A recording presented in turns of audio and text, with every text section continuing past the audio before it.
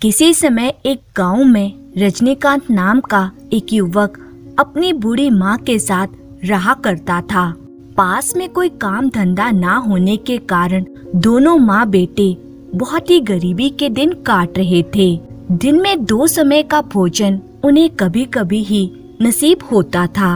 एक दिन बूढ़ी माँ अपने बेटे से बोली, बेटा, मैं अब बस कुछ ही दिनों की मेहमान हूँ, लेकिन तेरा भविष्य सोचकर कांप उठती हूँ। पता नहीं मेरे मरने के बाद तेरा क्या होगा। न कोई काम न धंधा, कैसे गुजर बसर करेगा रे तू। मैं तुम्हारे मन की बात समझता हूँ माँ, लेकिन मैं करूँ भी तो क्या करूँ। लाख कोशिश करने के बावजूद भी मुझे इस गांव में काम धंधा नहीं मिल रहा है। तो तू शहर जाकर कोई काम धंधा क्यों नहीं ढूंढता। यहाँ रहकर तो तू जिंदगी भर अपने पैरों पर खड़ा नहीं हो सकेगा, और मैं दूसरों के जूठे बर्तन मांजकर भला कब तक खिलाती रहूंगी। तू ठीक कहती है माँ, मैं कल ही शहर चला जाता हूँ। अब वहीं कोई काम तलाश करूँगा। दूसरे दिन वे अपनी माँ से आशीर्वाद लेकर थोड़ी सी सूखी रोटियाँ एक कपड़े में बांध किसी काम धंधे की तलाश में शहर की ओर निकल पड़ा। चलते चलते जब शाम हो गई और उसे बहुत जोरों से भूख सताने लगी, तो वह मार्ग में पड़ने वाली एक नदी के किनारे रोटी की पोटली खोल खाने के लिए बैठ गया। 2-3 रोटियां खाने के बाद उसने जैसे ही नदी का पानी पीना चाहा, उसकी दृष्टि कुछ ही दूर पर तैरती किसी वस्तु पर पड़ी। अरे वह क्या है? रजनीकांत तुरंत नदी में तैरता हुआ उस वस्तु के निकट पहुंच गया। ओह, यह तो लोटा है, परंतु इसका मुंह क्यों बंद है?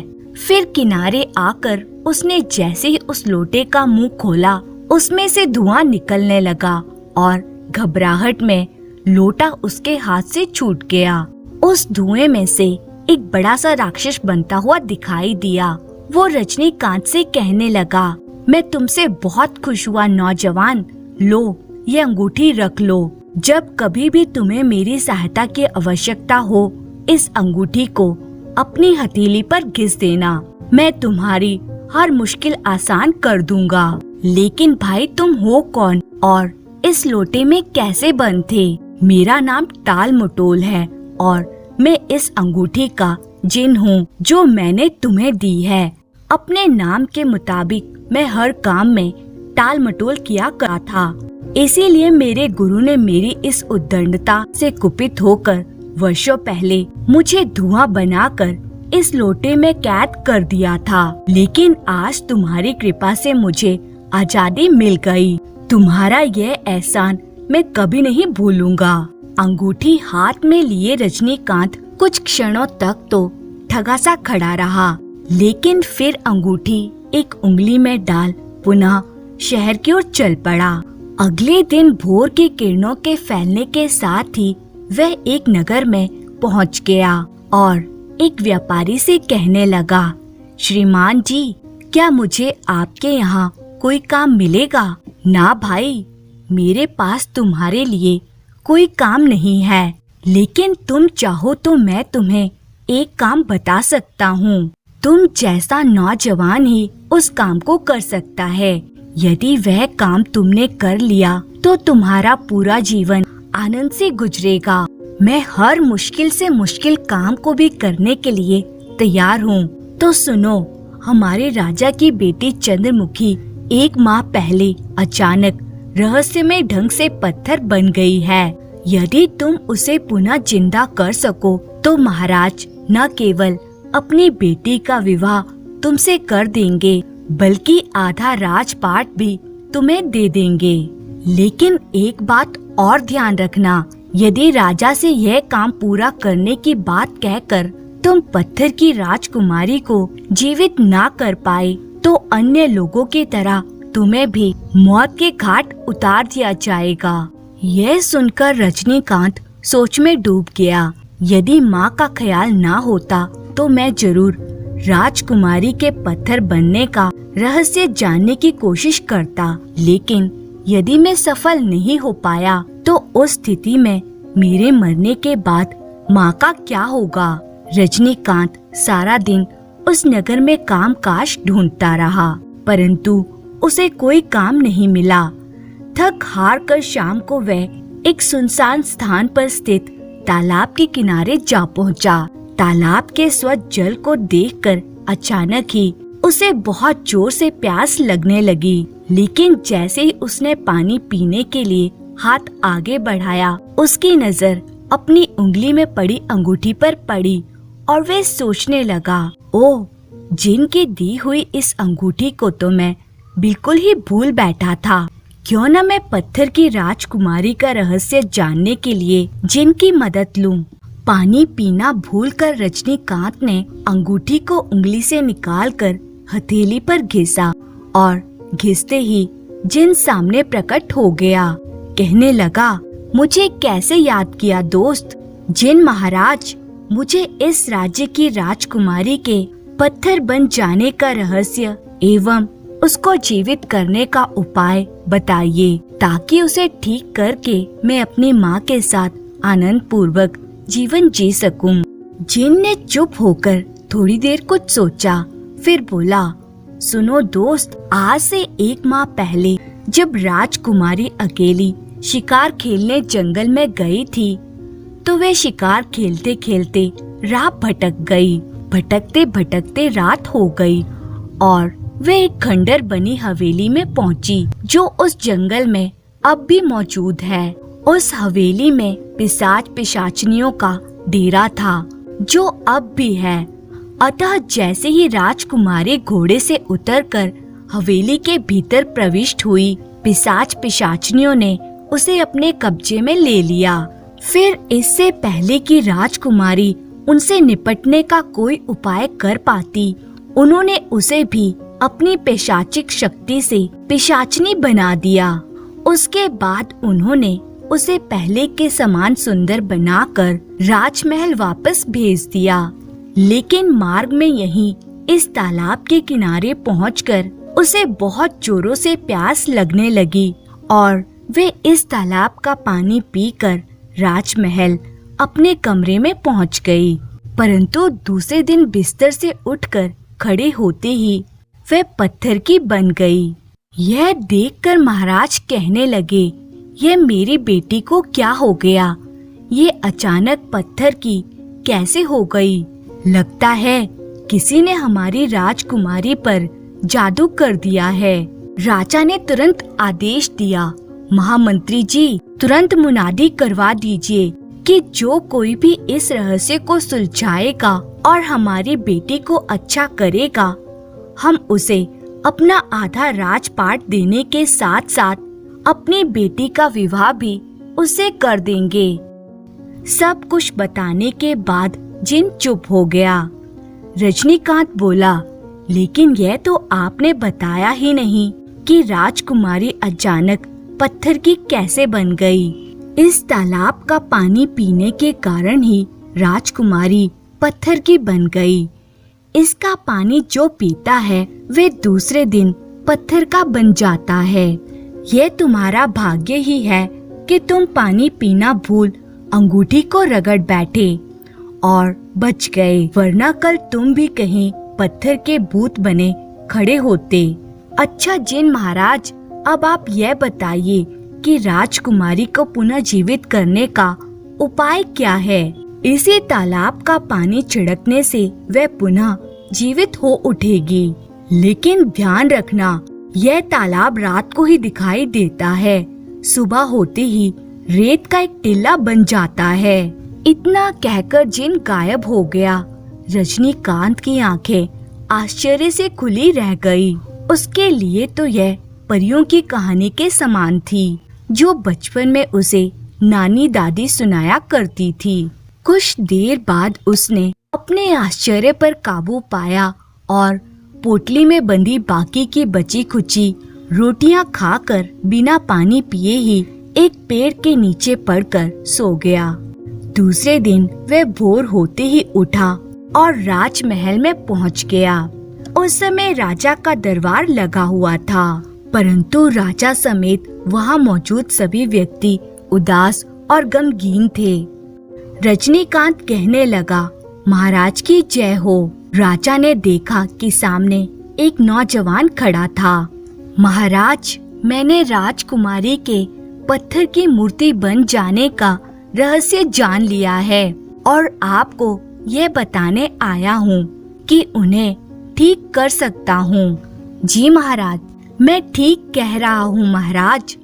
राजकुमारी एक मायावी तालाब का जल पीने से पत्थर की बन गई हैं। यदि उसी तालाब का जल उन पर छिड़का जाए तो वे तुरंत भली चंगी हो जाएंगी। तब तुम जल्दी से हमें उस तालाब का पता बताओ। यदि तुम्हारी बात सच निकली तो हम अपना घोषित वचन निभाएंगे। रजनीकांत ने तुरंत तालाब का पता बताते हुए कहा, महाराज, वह तालाब उस स्थान पर रात को ही दिखाई देगा। इस समय तो उसके स्थान पर वहाँ रेत का एक टीला खड़ा होगा। ठीक है, हम आज रात ही उस तालाब का पानी मंगवाते हैं, लेकिन तब तक तुम्हें हमारे महल में ही नजरबंद रहना होगा। यदि तुम्हारी बात झूठी निकली तो तुम्हें भी अन्य लोगों की तरह मौत के घाट उतार दिया जाएगा। महामंत्री जी, ले जाइए इसे और हमारे शाही मेहमान खाने में नजरबंद कर दीजिए। उसी रात जब उस मायावी तालाब से जल लाकर राजकुमारी के बुत पर छिड़का गया तो वे तुरंत जीवित हो उठी और कहने लगी, पिताजी, मेरी बेटी चंद्रमुखी और दोनों पिता पुत्री गले मिल गए। राजकुमारी के ठीक होने की खबर सुनकर पूरी नगरी में खुशी की लहर दौड़ गई और घर घर में मिठाइयाँ बांटी जाने लगी। कुछ दिन बाद ही राजा ने अपने वायदे के अनुसार रजनीकांत को अपना आधा राजपाट देने के साथ साथ अपनी बेटी चंद्रमुखी का विवाह भी उसके साथ बड़ी धूमधाम के साथ कर दिया। अब रजनीकांत राजा बनकर अपनी माँ और पत्नी चंद्रमुखी के साथ बड़े आनंद पूर्वक दिन गुजारने लगा।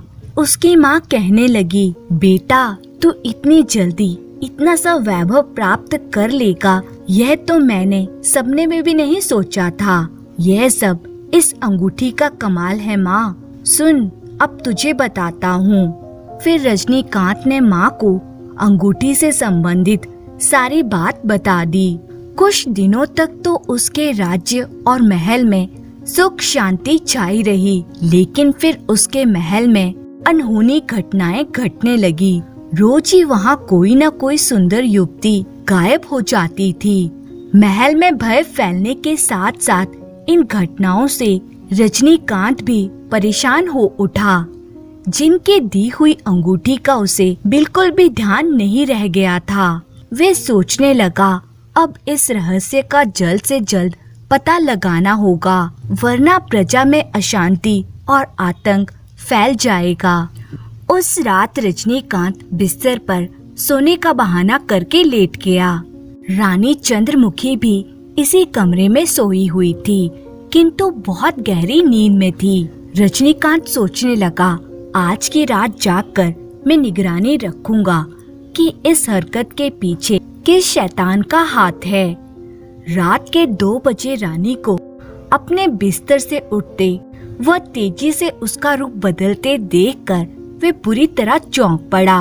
ओह, ये क्या हो रहा है हमारी रानी को? देखते ही देखते रानी किसी पिशाचनी के समान ही भयानक एवं डरावनी दिखाई देने लगी। उसका यह रूप देखकर एक बार तो रजनीकांत जैसा बहादुर युवक भी सहम उठा। हे भगवान, रानी तो पिशाचनी बन गई। कहीं राजमहल से गायब होने वाली सुंदर युवतियों के पीछे इन्हीं का तो हाथ नहीं है। तभी पिशाचनी बनी रानी को कमरे से बाहर जाते देख वे पुनः चौंक उठा। वे बाहर जा रही हैं। मुझे उसका पीछा करके मालूम करना चाहिए कि वे क्या करती हैं। और रजनीकांत दबे पांव उसके पीछे चल पड़ा। शीघ्र ही रानी चलती हुई उस कमरे में पहुंची जहां उसकी छोटी बहन सूर्यमुखी, जो कुछ दिनों के लिए वहां आई हुई थी, सो रही थी। लेकिन अगले ही पल रजनीकांत ने जो देखा वे बड़ों बड़ों को भयभीत करने के लिए काफी था। रानी चंद्रमुखी ने पलंग पर सोई अपनी बहन की गर्दन दबोच ली थी। जब सूर्यमुखी बिना चीखे चिल्लाए बेहोश हो गई तो पिशाचनी रानी ने उसे बाहों में उठाया और बाहर की ओर चल पड़ी। हे प्रभु, ये सच्चाई है या मैं कोई भयानक सपना देख रहा हूँ? जल्दी ही पिशाचनी राजमहल से बाहर निकली और एक अनजान राह पर बढ़ चली। चलते चलते दोनों उसी जंगल में स्थित खंडर हो रही उस हवेली के समीप जा पहुँचे, जिसके बारे में जिन ने रजनीकांत को बताया था कि वहाँ पिशाचों का डेरा है। हाँ, अब कुछ माजरा समझ में आ रहा है। निश्चित रूप से हमारी रानी पर पिशाचों का साया है और अब भी वे यह सब उन्हीं के आदेश पर कर रही होंगी। तभी उसे जिन की दी हुई अंगूठी का ध्यान आया और वे तुरंत उंगली से अंगूठी निकालकर उसे हथेली पर घिसने लगा। पलक झपकते ही जिन प्रकट हुआ और कहने लगा, मुझे क्यों याद किया मित्र? बोलो, मैं तुम्हारी क्या मदद कर सकता हूँ? सुनिए जिन महाराज, इस हवेली में जो पिशाच रहते हैं, आप उन्हें मारकर मेरी रानी और उसकी बहन को ले आइए। नहीं दोस्त, मैं इस हवेली के अंदर नहीं जा सकता क्योंकि मैं इंसान नहीं हूँ, इसलिए भीतर घुसते ही भस्म हो जाऊंगा। ओह, अब क्या होगा? मेरी रानी और उनकी बहन को पिशाचों से कैसे मुक्ति दिला सकूंगा? अब तो एक ही उपाय है कि मेरी शक्ति हो और किसी इंसान का शरीर, तभी इन पिशाचों से मुकाबला किया जा सकता है। यदि ऐसी बात है तो आप मेरे शरीर में आ जाइए जिन महाराज। मैं हर कीमत पर अपने राज्य से इन पिशाचों का अस्तित्व मिटा देना चाहता हूँ। लेकिन यदि मैं तुम्हारे शरीर में आ गया तो फिर तुम्हारी अंगूठी की शक्ति खत्म हो जाएगी और तुम मुझे कभी भी नहीं बुला सकोगे। साथ ही तुम्हें ये वादा भी करना होगा कि पिशाचों के बाद तुम मुझे अपने शरीर से मुक्त कर दोगे। इसके लिए तुम्हें यह अंगूठी उस तालाब में फेंक देनी होगी जिसका पानी पीने से इंसान पत्थर का बन जाता है। ठीक है, मैं वादा करता हूँ कि जैसा आप कह रहे हैं मैं वैसा ही करूँगा। तब जिन ने अपना हाथ ऊपर उठाया और तुरंत ही उसके हाथ में एक तलवार दिखाई देने लगी। उस तलवार को वह रजनीकांत को देता हुआ बोला, लो, यह तलवार रख लो, इससे तुम उन पिशाच पिशाचनियों से आसानी से निपट सकोगे। तलवार देने के साथ ही जिन अदृश्य हो गया और रजनीकांत को अपने शरीर में असीम शक्ति समाती महसूस होने लगी। ओह, अब मैं अपने को बहुत ज्यादा शक्तिशाली महसूस कर रहा हूँ। यह परिवर्तन तुम मेरे ही कारण महसूस कर रहे हो मित्र, क्योंकि मैं तुम्हारे शरीर में प्रवेश कर चुका हूँ। अब तुम हवेली के भीतर प्रविष्ट हो जाओ। रजनीकांत तुरंत हवेली के भीतर प्रविष्ट हो गया। तभी छत से लटक रहे बहुत से चमगादड़ों में से एक उसकी ओर झपटा, लेकिन इससे पहले कि रजनीकांत संभलता, चमगादड़ तेजी के साथ आकर उसके मुंह से चिपट गया। बड़ी मुश्किल से रजनीकांत ने उस चमगादड़ को अपने चेहरे से अलग किया और उसे नोचकर टुकड़े टुकड़े कर दिया। उसके बाद रजनीकांत ने अपनी मयान से तलवार निकाली और सावधानी के साथ पुनः आगे बढ़ने लगा। शीघ्र ही उसे एक कमरे से धीमी रोशनी आती दिखाई दी। शायद रानी उसी कमरे में है। उस कमरे के द्वार पर पहुंचकर उसने भीतर झांका। भीतर उसे एक भयानक दृश्य दिखाई दिया। ओह, शायद वे पिशाचनी बुढ़िया सूर्यमुखी को भी पिशाचनी बना रही है। ने देर ना करना ही उचित समझा और भीतर प्रविष्ट हो गया। पिशाचनी और पिशाचों, बंद करो अपनी ये घिनौनी हरकतें और सूर्यमुखी को छोड़कर एक तरफ हट जाओ। रजनीकांत को एकाएक सामने देख सभी पिशाच पिशाचनी बुरी तरह चौंक उठे, लेकिन बूढ़ी पिशाचनी एक भयानक कहका लगा उठी, लड़के, अब तो यहाँ से बचकर नहीं जा सकेगा। बड़बड़ाने के साथ ही उसने अपने हाथ में थमे डंडे का रुख रजनीकांत की ओर कर दिया। लेकिन रजनीकांत चुपचाप अपने स्थान पर खड़ा रहा। बूढ़ी पिशाचनी कहने लगी, अब तुझे यह आग जलाकर भस्म कर देगी। जिनके उसके शरीर के भीतर होने के कारण वह आग उसका कुछ नहीं बिगाड़ पा रही थी। यह देख पिशाचनी बुढ़िया समेत सभी चौंक पड़े। तभी खामोश खड़े रजनीकांत ने तलवार घुमाई। तलवार के घूमते ही कमरे में बड़े जोरों की आंधी चलने लगी और आंधी में पिशाच पिशाचनी सभी कागज की तरह उड़कर छत और दीवार से टकराने लगे। शीघ्र ही उस बूढ़ी चुड़ैल के अलावा सभी दीवारों आदि से टकराकर बेहोश हो गए। अब तेरी बारी है चुड़ैल, ले संभल। अगले ही पल तलवार से निकली आग की लपटों ने उसे आगोश में ले लिया।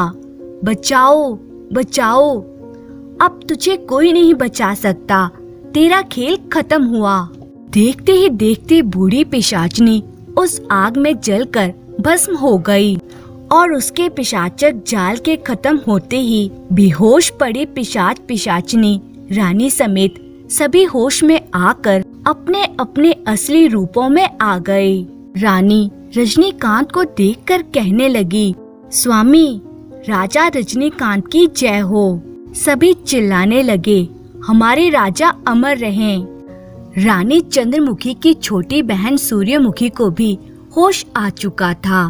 वह कहने लगी, दीदी, मैं यहाँ कैसे आ गई? ये सब क्या मांजरा है?